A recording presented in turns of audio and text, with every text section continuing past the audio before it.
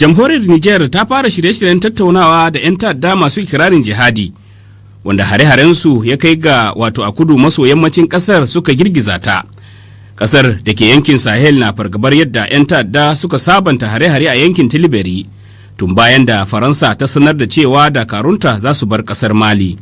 Wata majiya daga ofishin shugaba Bazoum Mohamed ta ce a watanni 3 da suka gabata, shugaban kasar ya tuntubi matasa da kungiyar ISIS ta yammacin Afirka suka ɗauka aiki a game da batun sulhu.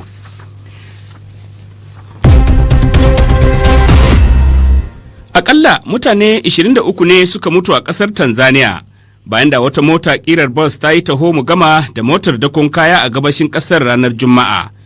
Shugaban 'yan sandan yankin Morogoro da ke gabashin kasar, Fortunatus Muslim, ya ce hatsarin ya auku ne a Melele Kiboni, mai tazarar kilomita 200 daga birnin gabar tekun kuma cibiyar tattalin arziki wato Dar es Salaam.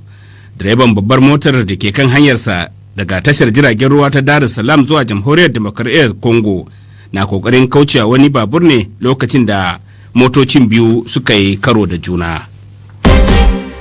RFI. Labaran duniya kuka saurara daga sashen Hausa na Radio France International.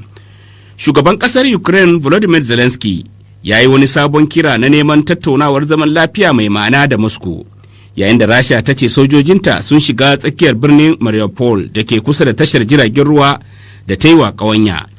Cikin wani sabon faifayen bidiyo da aka watsa ta shafin Facebook wannan Asabar, Volodymyr Zelensky ya bukaci tattaunawar gaskiya da Rasha, inda ya ce idan ba a samu wannan damar ba, to Allah ne kaɗai ya san irin asarar da ƙasar za ta yi, wanda za ta yi wuyan farfadowa. Dakarun Rasha da ke samun goyon bayan mayakan Chechnya sun kusa kai cikin kariyar birnin Mariupol